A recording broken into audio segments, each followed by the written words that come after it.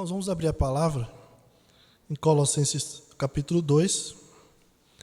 Colossenses capítulo 2.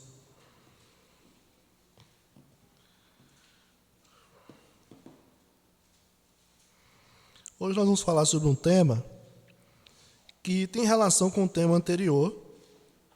Na semana passada, nós falamos sobre... Obrigado. Na semana passada, nós falamos sobre os perigos do legalismo, a partir do versículo 16 ao 19, que era um problema na igreja em Colossos. Tinha uma heresia lá chamada heresia colossense. A gente está chamando de heresia colossense, né? Porque não, heresia não é uma heresia bem definida. Na verdade, é um conjunto de falsos ensinos que estava fazendo parte daquela igreja, que envolvia misticismo, envolvia legalismo judaico e envolvia também filosofia grega. Era um sincretismo religioso, uma mistureba de ideias, né, que eram propostas por aquela heresia. Na semana passada, falamos sobre o legalismo, que era uma das marcas dessa heresia, certo? Dentre elas, tinha questões envolvidas a festas judaicas, a guarda do sábado, né? As visões, cultos de anjos que as pessoas diziam fazer, e nós vimos que aquilo não representa o cristianismo das Escrituras, aquilo que foi ensinado pelos apóstolos e pelo Senhor Jesus. Hoje nós vamos falar sobre um outro aspecto dessa heresia colossenses, que é o ascetismo. E o nosso tema é que o ascetismo não leva à piedade. E piedade aqui eu estou usando como sinônimo de santidade, espiritualidade. Ascetismo não leva à piedade. Então vamos ler aqui o versículo 20 a 23. Colossenses 2, 20 a 23. Se você está do lado de alguém que não tem Bíblia, se puder compartilhar a sua, será muito bom.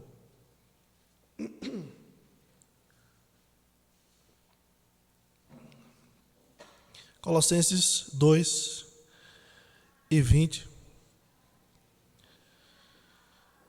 Vou esperar todos abrirem.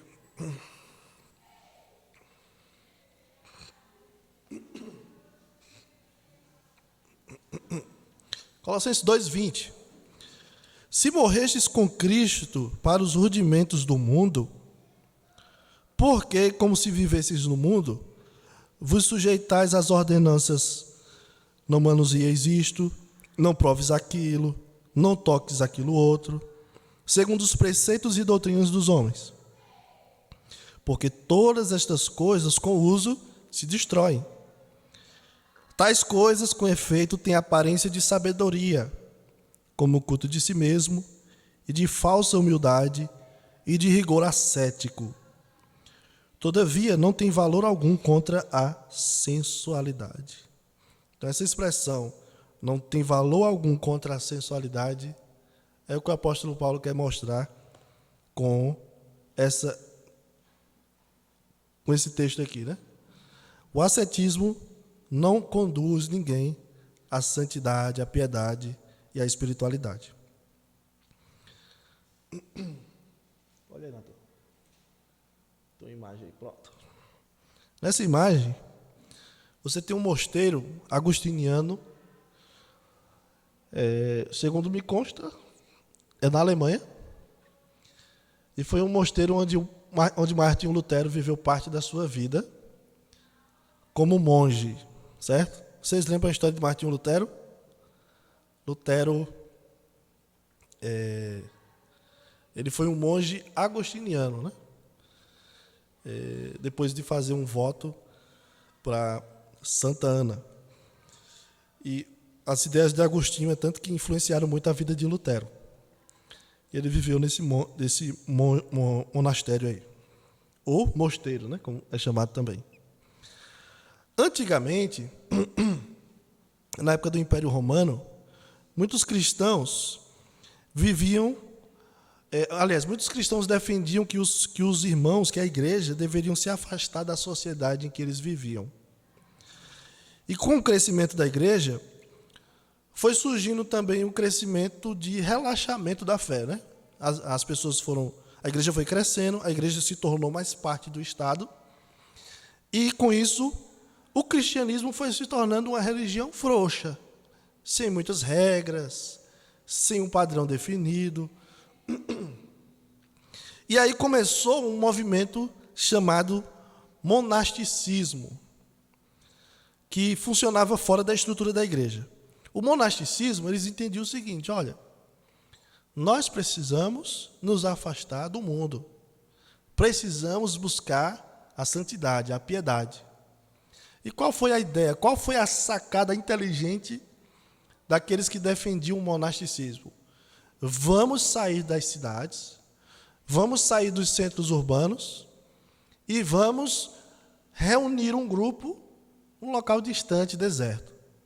Então, muitos monastérios, mosteiros antigos, foram estabelecidos em locais desertos. E eles não tinham o objetivo de fazer missões, pregar o evangelho a toda criatura, nem pensar. O que é que eles queriam? A salvação pessoal. Isso eu estou falando do cristianismo, porque é basicamente a mesma coisa se você pensar em mosteiros budistas e de outras religiões orientais. E aí surgiram os monastérios. Haviam 3 tipos de monasticismo, onde cada monge vivia em solidão, esse era um.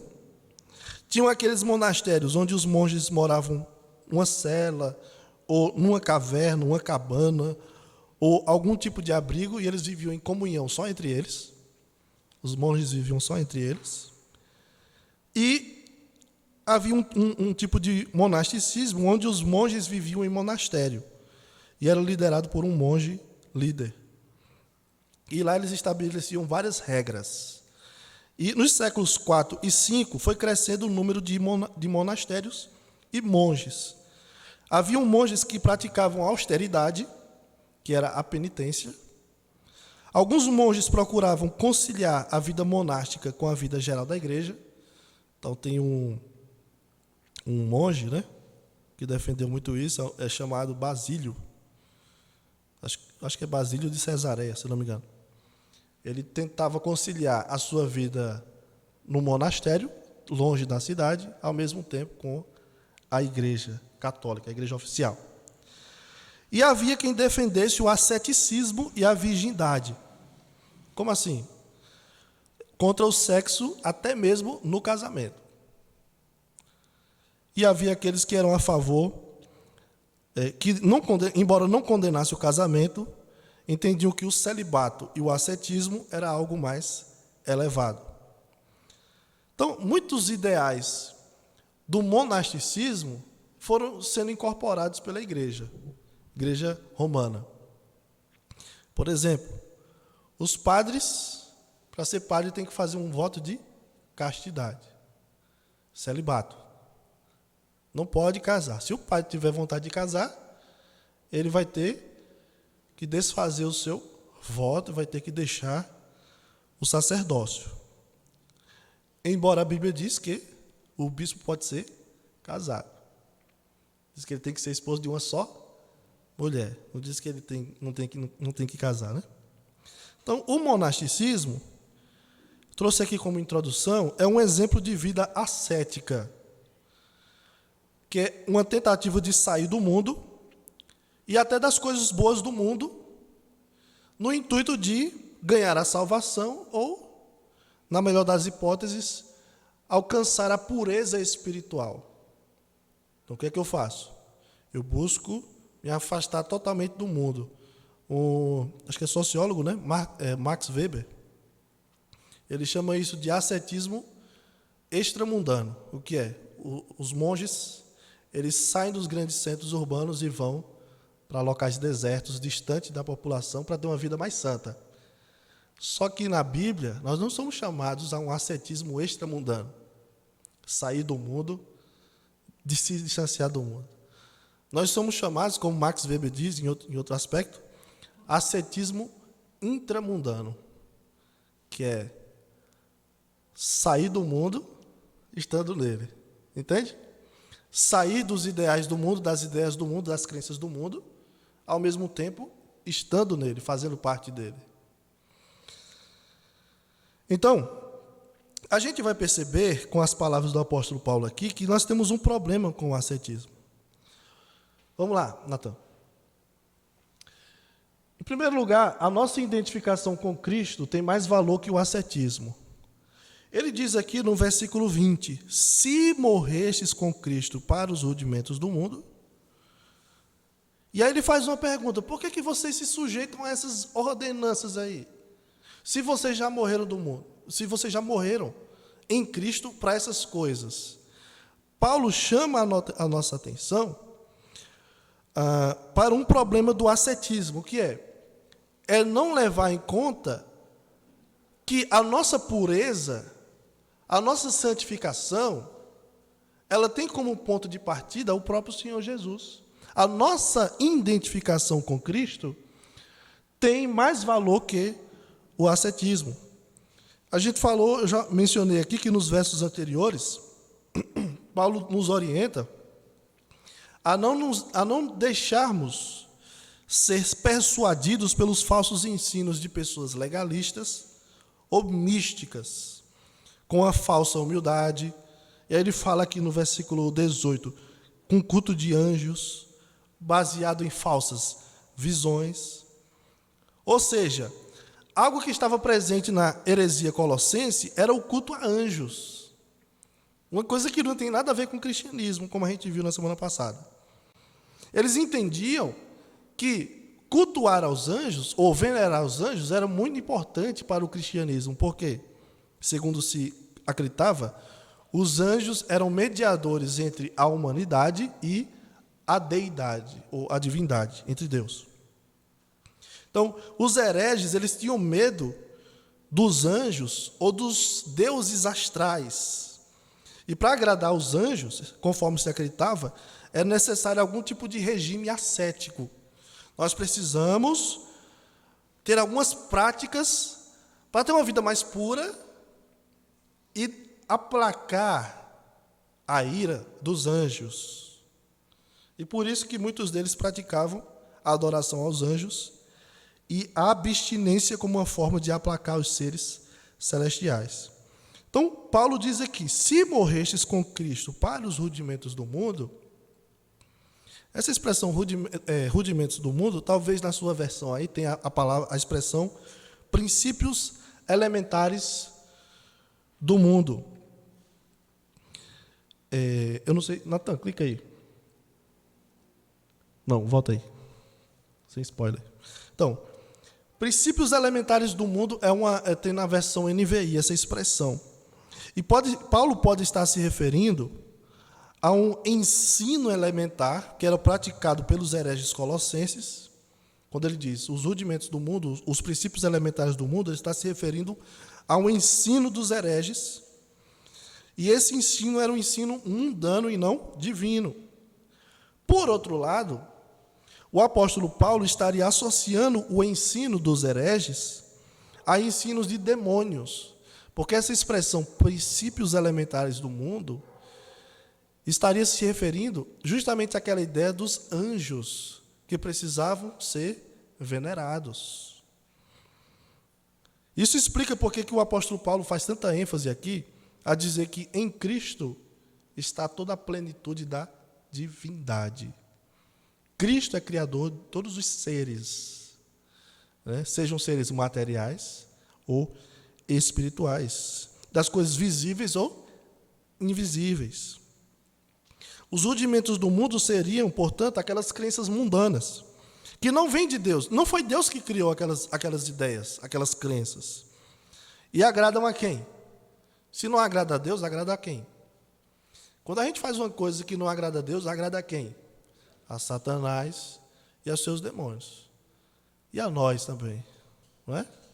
Os prazeres da carne, do pensamento e de Satanás. Então, Paulo faz uma exortação aqui para que os crentes não voltem para essas ideias do mundo, já que morremos para o mundo. Nós somos identificados com Cristo. Nós não precisamos de mais nada, apenas de Cristo. Lembra qual é o título da nossa série? Jesus acima de tudo. É isso que Paulo quer enfatizar em Colossenses. Jesus está acima de tudo. Eu não preciso estabelecer novos padrões, novas regras. Por exemplo, algumas pessoas pensam o seguinte: pastor, a gente precisa criar algumas regras, alguns padrões para segurar o crente na igreja. A gente precisa estabelecer novas regras, novas leis para os irmãos se tornarem mais santos. A gente não precisa disso. A gente não precisa disso. Está aqui. Nós precisamos de Jesus e do que Ele revelou na sua palavra. Pode passar, Natan. Essa construção, se morrestes com Cristo para os rudimentos, não é uma dúvida. Ele não está dizendo, olha, se tem alguém aí que morreu com Cristo, ele não está dizendo isso. Ele está dizendo que, e pode ser essa condicional, aí ele fala de algo que é certo, concreto, e pode ser traduzido como já que. Não é? A NVI diz isso, né? Já que vocês morreram com Cristo para os rudimentos do mundo, e Paulo está dizendo que os colossenses morreram para o mundo, para o domínio do poder do mal. Em Cristo, já foram libertos. Se nós já fomos libertos, por que ir para o lugar de onde eu fui tirado? O Evangelho é libertador, não escravizador.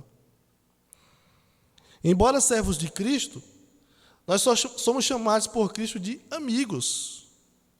Nós seguimos a sua lei, que tem mandamentos, mas a lei de Cristo é cheia de amor, faz bem a nós e glorifica a Deus. Nós não precisamos seguir padrões inventados pelo homem, pelo mundo. Quando seguimos padrões inventados por homens, o que acontece? Nós somos escravizados por esses padrões. Somos tomados pela culpa e não pela graça. Por isso que o ascetismo é perigoso. Porque ele estabelece padrões que não vêm da palavra de Deus e faz a gente pensar que fulano faz isso e eu não faço. Eu sou mais pecador miserável do que ele, do que ela. Mas quem disse isso? A Escritura diz isso? Eu falei para os irmãos outra vez, né? A pessoa diz, a minha igreja ela é mais santa. Por quê? Olha como é a liturgia. O pastor prega, ele nem sua, porque a pregação é bem calminha. Os irmãos todos sentados com o boletim na mão. Né? Não é violão, é órgão. A iluminação da igreja são castiçais. Aí você olha e diz, aquela igreja é uma igreja santa, a minha não. A gente não deve tornar padrões humanos como padrões para nós. Nosso padrão é a palavra de Deus, é Cristo. Como se fossem do mundo, havia colossenses seguindo aquelas ordenanças que não vêm de Deus, mas de homens. Quais eram as ordenanças? Versículo 21. Não manuseis isto, não proveis aquilo, não toques naquilo outro. O apóstolo Paulo colocou uma coisa bem geral aqui. Na NVI é assim, não toque nisso, não pegue isso, não faça isso.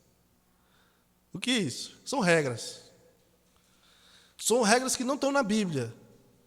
Mas a gente estabelece como um padrão para ser seguido, para alcançar a piedade, a uma vida santa. E a gente diz, não faça isso, não prove isso, não coma isso, não case.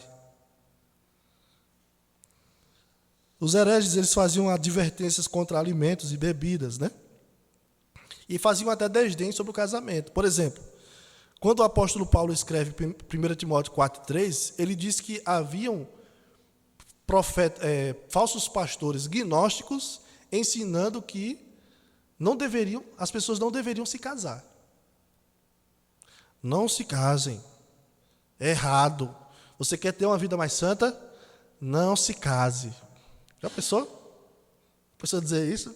O jovem doido para casar. Não diga isso não, pastor. Não, não se case. Se você casar, você vai ser disciplinado. Né? Aí a pessoa fica como? Poxa vida, não vou casar porque tem que agradar a Deus, eu não posso me casar. Aí o que eu digo, quando eu disse que certas regras trazem peso e não graça, é isso. Você traz um mandamento, uma regra que não vem de Deus e a pessoa se sente mal porque tem que seguir aquela regra, mesmo que não venha de Deus. Eles diziam, não se case, não coma carne. Né? Qual é o ponto aqui? A ideia do ascetismo é evitar toda possível causa de contaminação através da abstinência e uma vida rigorosa por causa do medo de perder a pureza. Então, rapaz, eu estou tão agitado, acho que eu já sei como diminuir meu pecado. Vou parar de comer carne. Para evitar o pecado, eu vou comer só ovo agora. E mais, os outros devem fazer o mesmo. E aí começa um monastério, né? de outra forma. Sabe uma pessoa, eu li, né? Alguém comentando que John Stott, né? John Stott não era casado. Mas ele meio que ele escorregou aí na banana quando ele falou algo sobre isso. Ele defendia a ideia de se criar um tipo de monastério, né? Para crentes. Embora na história também tinha ordens protestantes também. Mas isso é um erro. Isso é uma forma de negar a suficiência de Cristo na salvação e na nossa santificação. Paulo deixa claro que essas regras não vêm de Deus, ao versículo 22. Eles dizem, não manusieis isto, não prove aquilo, não toque naquilo, segundo os preceitos e doutrinas dos homens. Quem disse isso? Homens. O pastor fulano, o pastor Beltrano. Mas ele estudou no seminário. Mas ele teve uma revelação que se concretizou. Como é que eu não vou acreditar nele? Não vem de Deus. Não vem da palavra. Ele diz também no versículo 22, pois que todas estas coisas com o uso se destroem. Por exemplo, a comida, depois que passa pela boca, ela vai para o sistema digestivo e assim se destrói. Por que me abster de algo que não me fará mal e que logo é destruído? Logo se acaba. O que Paulo quer mostrar com isso? Que não há sentido espiritual e nem lógico para se obrigar alguém a se abster de coisas que Deus não mandou se abster. Não faz sentido. Agora, talvez você faça uma pergunta. Então, pastor, já que essas regras aí não são regras que vêm da palavra, que muitas vezes a gente escuta, então eu posso fazer tudo, porque nós somos livres em Cristo. E esse não é o caso. Existe uma diferença entre ascetismo, não é uma coisa boa, mas uma outra palavra que tem nas Escrituras, que é autodisciplina. Mas na Bíblia aparece com outra palavra, domínio próprio. Passa aí, Nathan. Diferença entre ascetismo e autodisciplina. Qual é essa diferença, Nathan? O problema do ascetismo é ver o corpo como mal e que precisa ser totalmente suprimido. Mas, biblicamente, nós somos chamados a ter autodisciplina, entendendo que o nosso corpo é bom, mas que precisa de controle. Certo? Então é isso. Você tem um animal, poxa, meu animal está tão brabo.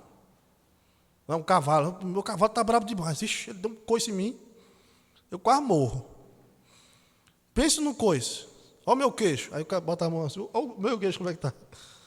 Eu estou com queixo de jumento. É mais fácil matar, né? Então, deixa eu sacrificar o bicho. Aí você pode treinar o animal, disciplinar o animal, para que ele aprenda. Não é isso? A gente não precisa suprimir o nosso corpo para certas coisas. Nós podemos controlar, domínio próprio. Certo? O nosso corpo não é mau. Certos desejos que temos não são maus, porque Deus nos criou com desejos, com emoções, com vontade, com necessidades. Mas, por exemplo, quando alguém diz que uma pessoa não pode se casar, porque é errado, não se case. Não, mas Paulo não disse isso. Paulo disse, é melhor. Mas Paulo também disse, em certas circunstâncias é melhor casar logo. Não é?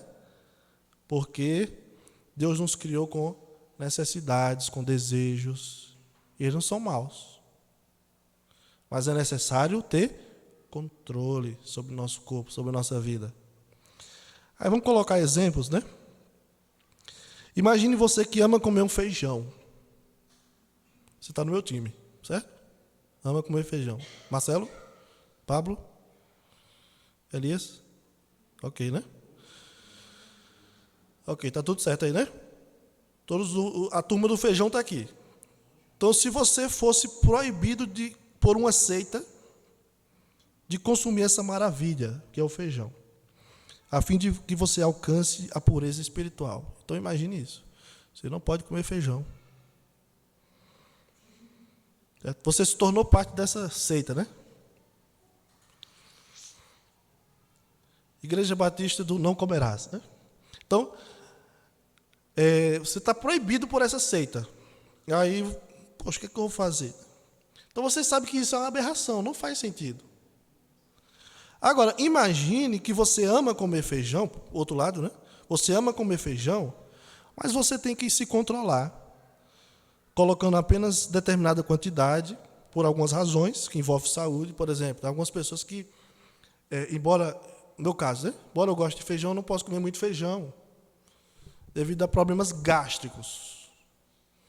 Certo? A gastura, como a gente chama. Mas devido a problemas gástricos. Certo? E quem tem azia, né? Problema com azia, aquele caldinho grosso, né? Bom, já passa rasgando. Queimando, né? O peixe, a espinha de peixe, já passa rasgando aqui. Então você tem que ter controle. Mas não quer dizer que é errado você comer feijão. Você não come por recomendação, por questões que envolvem saúde ou outra coisa. Podemos pensar a mesma coisa sobre café, Coca-Cola. Ou aí no cinema. Ou aí no estádio para ver o seu time jogar. É proibido essas coisas? Não é proibido. A Bíblia já ensina sobre tudo. Tem certas coisas que a Bíblia não proíbe. A Bíblia nos ensina a ter sabedoria para todas as coisas. Não é pecado eu tomar refrigerante. Eu vou tomar. A diabetes que lute. Não, aí... Né? Aí você está tentando o cão, não ao contrário.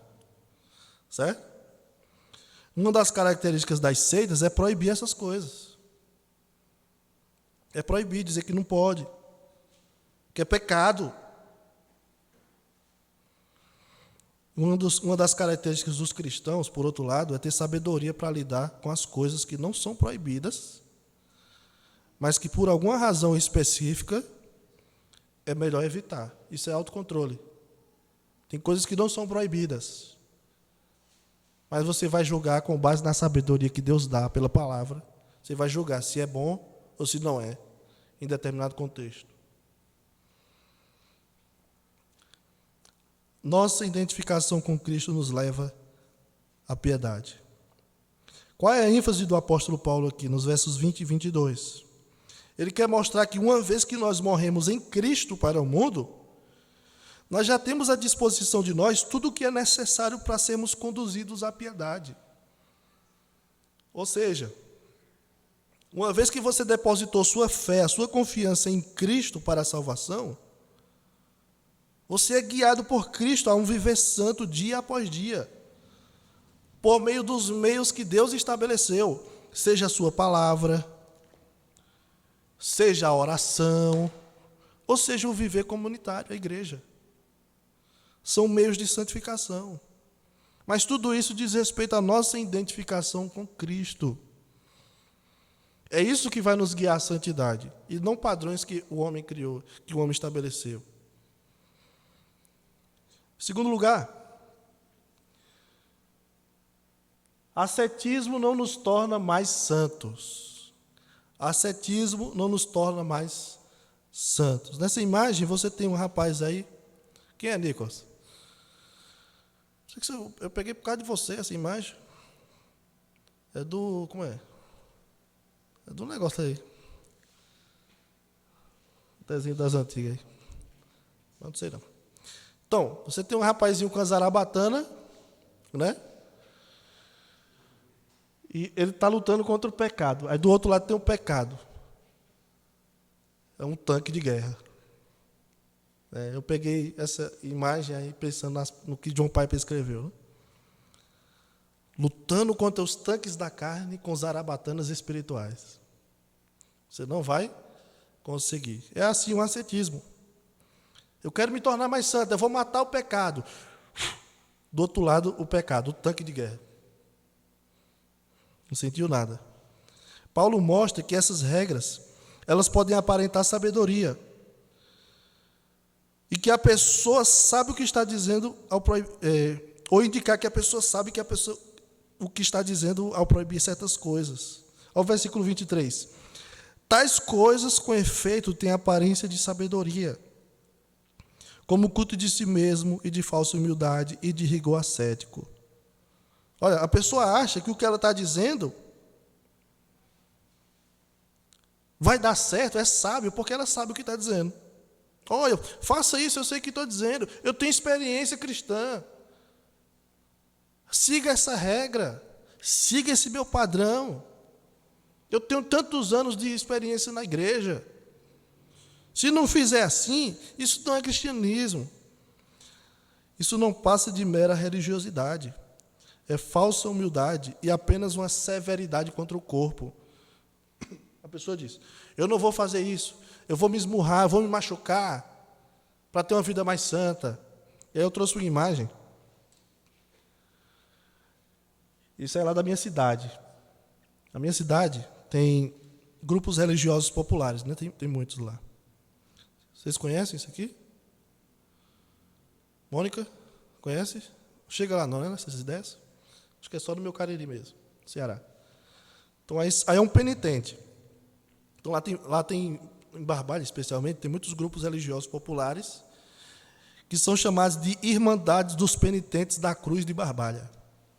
E eles mantêm rituais e tradições que tinham antigamente na Igreja Católica, mais popular, né? Mas eles mantêm essas tradições. E algumas festividades, eles fazem apresentações e tudo. Desde criança eu nunca entendi muito bem, né? Na verdade, assim, não faz muito sentido mesmo, mas eles fazem isso até hoje. Então, existe nesse grupo de penitentes, tem um código rígido de moral. Tem regras que dizem que eles não podem beber, fumar, jogar ou causar desordens. Se fizer qualquer coisa dessas errada, eles saem da ordem, né, dos penitentes. Só que o nome deles, penitentes, diz respeito a uma prática que tinha antes, né? Eu acho que não tem mais hoje, mas é uma prática que tinha até o século XIX, que era a prática de autoflagelação. Então, o que é que acontece? Nós cometemos um pecado. Então, iam lá para a porta do cemitério, pegavam chicotes e batiam nas próprias costas, para se machucar, para ir machucando o pecado, né? O velho homem. Matar o velho homem, né? É uma prática que era comum, inclusive, em mosteiros antigos, né? E aí a pergunta é, de que vale isso? Paulo vai dizer aqui: tais coisas, com efeito, têm a aparência de sabedoria, como o culto de si mesmo, de falsa humildade e de rigor ascético. Essa expressão, rigor ascético, quer dizer, isso é só rigor. Isso é só rigor contra o próprio corpo, mas não tem nenhum valor contra a sensualidade. Você não vai se tornar mais espiritual se você fizer estas coisas. O que nos torna mais espirituais? A nossa identificação com Cristo. O que nos torna mais espirituais? É você, uma vez que você entregou sua vida a Cristo, reconhecendo que Ele é seu único Senhor e Salvador dos seus pecados, você já foi santificado. Agora você trilha um caminho de santidade. Mas qual é o padrão? Qual é o meu padrão de santidade? Não é uma penitência, não é machucar o meu corpo para me tornar mais espiritual. Ah, eu falho tanto, quer saber? Ah, eu sou pecador demais, como é que eu faço isso? Pá, bate a cabeça na parede, porque errou, porque falhou. Né?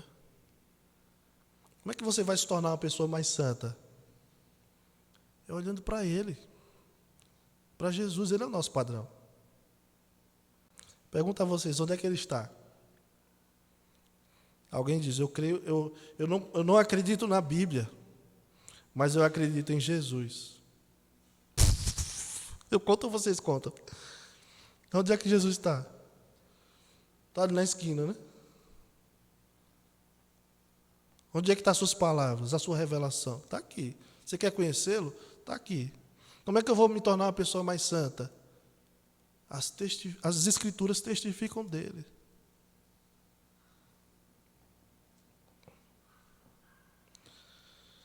Você deseja ser uma pessoa mais santa e parecida com Jesus? Então olhe para Ele, nas páginas das Escrituras, que dele testificam.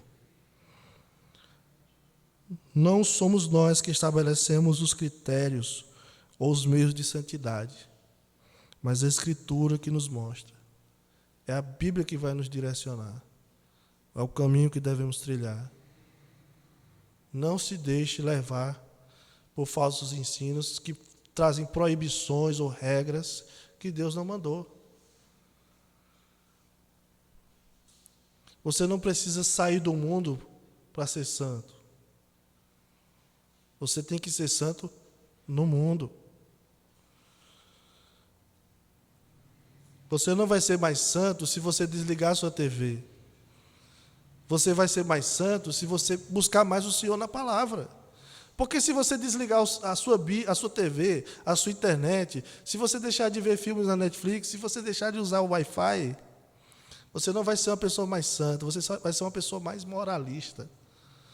Mas se você buscar mais ao Senhor na palavra, aqui é tablet, na palavra, se você buscar mais o Senhor na palavra, você vai se tornar uma pessoa mais parecida com Jesus. E não um falso moralista, que inventa regras, que diz o que pode e o que não pode, mas que Deus não diz.